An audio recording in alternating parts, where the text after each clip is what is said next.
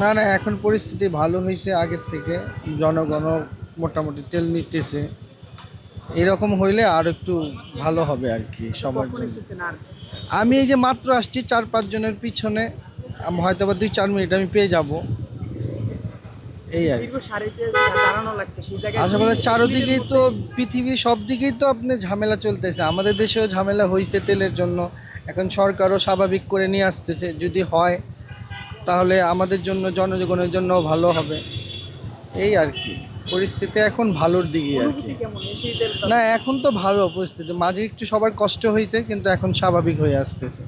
তো 10-20 মিনিটে তেল পাওয়া এটা আসলে খুবই ভালো লাগছে, কারণ গত 2 মাস ধরে আমরা তেলের যে কষ্টটা করতেছিলাম, লাইনে 7-8 ঘন্টা দাঁড়িয়ে থাকা, এটা খুবই অসহ্যকর ছিল এবং কষ্টকর ছিল। আমাদের কর্মঘন্টা নষ্ট হতো। এখন সরকারকে ধন্যবাদ যে আমরা অল্প সময়ে তেল নিতে পারতেছি, আমাদের কর্মঘন্টা বাড়তেছে এবং কষ্টটাও কমতেছে। সরকারকে আমরা অসংখ্য ধন্যবাদ। এই তো এখন আর কি আগের থেকে খুবই কম অল্প সময়ের ভিতরে আমরা পাচ্ছি। আগে যেমন 1 থেকে 1.5 ঘন্টা সিরিয়াল দিয়ে বসে থাকতে হতো, এখন আমরা খুবই তাড়াতাড়ি পেয়ে যাচ্ছি, 10 থেকে 15 মিনিট লাগতেছে, এর মধ্যে আমরা তেল পেয়ে যাচ্ছি।